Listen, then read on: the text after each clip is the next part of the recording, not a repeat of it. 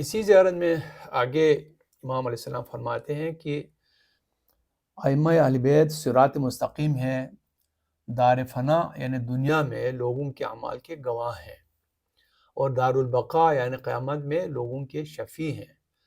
اللہ کی رحمت مسلسل ہے، یعنی اللہ تعالیٰ کی طرف سے کائنات کو جو رحمت کا فیض مل رہا ہے، اس فیض کا واسطہ ائمہ ہیں۔ اس وجہ سے ائمہ ہی خدا کی رحمت مسلسل ہے، اللہ کی مخزون یعنی خزانہ شدہ آیات خدا ہیں، امانت محفوظ پروردگار ہیں، اور رحمت الہی کا دروازہ ہیں۔ ظاہر ہے ان میں سے ہر جملہ انتہائی تشریح طلب ہے، اور الحمدللہ زیارت جامع کبیرہ کی مختلف شرحیں لکھی گئی ہیں، اور ان کی بڑی جامع شرحیں لکھی گئی ہیں۔ ان میں علماء کرام نے ان فقرات کی وضاحت کی، تشریح کی ہے۔ آگے امام فرماتے ہیں ائمہ معصومین کا دشمن ہلاک ہے، ان کا منکر ناکام ہے، ان سے الگ ہونے والا گمراہ ہے، اور ان سے متمسک ہونے والا کامیاب ہے۔ ائمہ کی پناہ میں آنے والا مامون ہے یعنی محفوظ ہے، ان کی تصدیق کرنے والا سالم ہے، ان سے وابستہ ہونے والے ہدایت یافتہ ہیں، ان کے تابعدار جنتی ہیں، اور ان کے مخالف جہنمی، ان کے منکر کافر، ان سے جنگ کرنے والا مشرک ہے، ان کے احکام کو رد کرنے والا جہنم کے آخری طبقے میں ہوگا۔ تو جہنم کے آخری طبقے میں کون ہوں گے؟ منافقین ہوں گے۔ اس وجہ سے جو ائمہ اطہار کے احکام کو رد کرتا ہے وہ جہنم کے آخری طبقے میں ہوگا، یعنی وہ منافقین کے زمرے میں مشہور ہوگا۔ اسی زیارت میں امام علیہ السلام آگے فرماتے ہیں خداوند عالم نے ہر ملک مقرب، نبی مرسل، صدیق، شہید، عالم، جاہل، فاضل، مومن صالح اور فاجر و برکردار، جبار و ظالم، شیطان سرکش اور ہر مخلوق کو آپ کی جلالت امر سے آگاہ فرمایا ہے۔ یعنی ان تمام لوگوں کو اسی دنیا میں بھی اور قیامت میں بھی آپ حضرات کی جلالت سے اللہ تعالیٰ نے آگاہ کیا ہے۔ سب کو معلوم ہے کہ ان کی جلالت امر کیا ہے، اور ان حضرات کی عظمت اور شان کی بزرگی اور ان کی نور کی تمامیت، یعنی خدا کے مکمل نور ہیں، یہ حقیقت، اور ان کی منزل کی صداقت، اور ان کے مقام کا ثبات، یعنی ان کا مقام تنزل کرنے والا، فنا ہونے والا، تبدیل ہونے والا نہیں ہے۔ ان کا مقام و منزلت مستقل ہے خدا کے نزدیک، شرف کا محل ہے، اور منزلت و کرام، آپ کی منزلت کرامت اور خصوصیت و قرب الہی کا تعارف کرایا ہے۔ تو آپ کے بارے میں اللہ تعالیٰ نے گویا تمام لوگوں کو آپ حضرات کی ان خصوصیات سے آگاہ فرمایا ہے۔ آگے آپ فرماتے ہیں اس کے آخر میں کہ خداوند عالم نے ائمہ طاہرین کے ذریعے آغاز کیا، اور اختتام بھی انہی کے ذریعے کرے گا۔ تو یہ بہت عجیب جملہ ہے کہ خدا نے آپ ہی سے آغاز کیا اور آپ ہی کے ذریعے سے انتہا کرے گا۔ یہ بہت زیادہ تشریح طلب ہے۔ اس کا ایک مفہوم یہ ہو سکتا ہے کہ چونکہ حدیث میں ہے کہ لولاک لما خلقت الافلاق، کہ میرے پیارے نبی اگر آپ نہ ہوتے تو ہم ان افلاق کو پیدا نہ کرتا۔ تو ائمہ اہل بیت اسی نور نبوت ہی کے جو ہے نا وہ حصے ہیں، تو گویا نبی کے ساتھ لولاک کے اس مصداق میں ائمہ اہل بیت بھی ہیں۔ شاید اس سے مراد یہی ہے کہ کائنات کی ابتدا گویا اللہ تعالیٰ نے آپ حضرات سے کی ہے، اور اس کا اختتام بھی آپ حضرات ہی کے ذریعے سے کرائے گا۔ اب یہ کس طرح سے ہوگا؟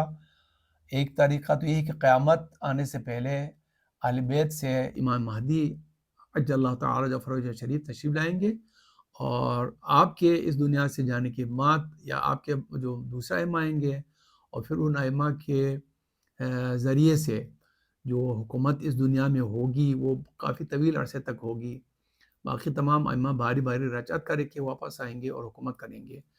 اس کے بعد جو ہے نا وہ اللہ تعالیٰ قیامت کو برپا کرے گا۔ شاید اس سے مراد یہ ہو، یا شاید یہ ہو کہ پوری کائنات کی ابتدا جس طرح سے آپ حضرات سے کی ہے، اس کا اختتام بھی آپ حضرات ہی کے ذریعے سے ہوگی۔ قیامت آپ حضرات ہی کے ذریعے سے وسیلے سے برپا ہوگا۔ کیسے ہوگا ہمیں نہیں معلوم۔ اللہ تعالیٰ نے آپ حضرات کے وسیلے سے آسمان سے بارش کی شکل میں پانی برساتا ہے، اور آپ کی حرمت کی وجہ سے آسمانوں کو زمین پر گرنے سے روکے ہوئے ہیں، اور آپ حضرات ہی کے وسیلے سے رنج و غم کا علاج کرتا ہے۔ آگے اسی زیارت میں امام علیہ السلام فرماتے ہیں، ائمہ کے پاس وہ سب کچھ ہے جو مرسلین لائے اور ملائکہ نے پہنچایا، یعنی آج تک حضرت آدم سے لے کے خاتم تک جتنے آسمانی کتابیں اور صحیفے ہیں وہ سب ائمہ کے پاس موجود ہیں۔ اسی زیارت میں آگے امام فرماتے ہیں، ہر شریف ائمہ اہل بیت کے شرف کے سامنے سرنگون ہے، یعنی کوئی بھی آپ سے زیادہ باشرف نہیں ہے، آپ حضرات سے زیادہ باشرف نہیں ہے، اور ہر متکبر ان کی اطاعت کے سامنے سر جھکائے ہوئے ہے، ہر جبار ان کے فضل کے آگے خاضع اور ہر شے خاکسار ہے۔ زمین نور ائمہ اہل بیت سے روشن ہے اور لوگ ان کی محبت سے کامیاب ہیں۔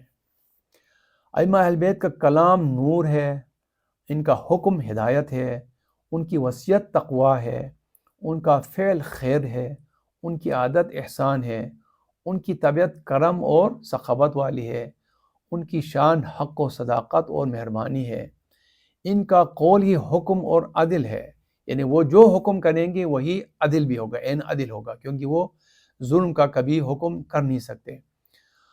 اور ان کی رائے علم و حلم اور صبر اور حزم ہے۔ حزم کے معنی ہے ایک لحاظ سے کسی چیز کے اوپر جو ہے نا وہ ڈٹے رہنے کو۔ اسی زیارت میں آگے جا کے امام فرماتے ہیں، ائمہ اہل بیت ہر خیر کی ابتدا ہے، ہر خیر کی اصل ہے، فرع ہے، معدن ہے، ملجا ہے، مأویٰ اور منتہا ہے، یعنی خیر کو جس شکل میں بھی دیکھیں، جہاں بھی دیکھیں، وہ ائمہ اہل بیت ہی کی وجہ سے ہے۔ اس کے آگے فرماتے ہیں، محبت و ولایت ائمہ اہل بیت سے کلمات تمام ہیں، نعمتیں عظیم ہیں، اختلاف دور ہوتے ہیں اور لوگوں کی اطاعت قبول ہوتی ہے۔ یعنی محبت و ولایت اہل بیت کے بغیر نہ تو اللہ تعالیٰ کے کلمات تمام ہیں، نہ ان کی نعمتیں وہ عظمت پا لیتی ہیں جس کی وہ جو ہے نا وہ شایان شان ہے، اور نہ امت میں سے اختلاف دور ہو سکتا ہے، اور نہ لوگوں کی اطاعت آپ حضرات کی محبت و ولایت کے بغیر قبول ہو سکتی ہے۔ ائمہ اہل بیت کی محبت واجب ہے، آپ حضرات کے درجات بلند ہیں، آپ حضرات کا مقام محمود ہے، محمود یعنی جس کی حمد کی گئی، جس کی تعریف کی گئی۔ آپ حضرات کا مکان معلوم ہے، آپ حضرات کا مرتبہ عظیم ہے، آپ حضرات کی شان کبیر ہے، بہت عظیم ہے، اور آپ حضرات کی شفاعت روز قیامت مقبول ہے۔ ائمہ اہل بیت کی پیروی کرنے والا مطیع پروردگار ہے، ان کی نافرمانی کرنے والا عاصی خدا ہے، ان خدا کے معصیت کار ہے، ان سے محبت کرنے والا محب خدا ہے، ان سے نفرت کرنے والا خدا سے نفرت کرنے والا ہے۔ تو اس بلند و بالا مفاہیم و معانی کے حامل زیارت کے آخری جملات میں دراصل بارگاہ خدا میں دعا ہے، جو اہل بیت کی عظمت و جلالت کے عروج و بلندی کی طرف ایک اشارہ ہے۔ تو زائر اس مقام پر پہنچ کر اپنی تمام تر عاجزی اور اہل بیت کی عظمت کو ان الفاظ میں بیان کرتا ہے، خدایا اگر محمد و آل محمد علیہ السلام کے نیک کردار ائمہ اطہار سے قریب تر کوئی وسیلہ پایا جاتا تو انہی کو آپ کے پاس اپنا شفیع بناتا، لہٰذا اب ان کے حق کا واسطہ جو تو نے اپنے اوپر لازم قرار دیا ہے کہ مجھے ان کے حق کے عارفوں میں شامل کر۔ اب دعا کرتے ہیں، خداوندہ میں آپ کو ائمہ اہل بیت کا واسطہ دیتا ہوں، کیونکہ ان سے زیادہ آپ کے قریب وسیلہ کوئی ہے نہیں، اور آپ نے جو ان کا حق اپنے اوپر لازم قرار دیا ہے اس کے واسطے سے میں دعا کرتا ہوں کہ سب سے پہلے مجھے ان ائمہ کے عارفوں میں شامل کر، مجھے ان کی معرفت جو ہے وہ حاصل کرنے والوں میں شامل کر، اور اس زمرے میں داخل کر دے جو ان کی شفاعت کی رحمت حاصل کر سکے، کیونکہ تو بہترین رحم کرنے والا ہے۔ اور اللہ حضرت محمد اور ان کے آل طاہرین پر صلاۃ و سلام کثیر نازل کرے۔ ہمارے لیے اللہ کافی ہے اور وہی بہترین ذمہ دار ہے۔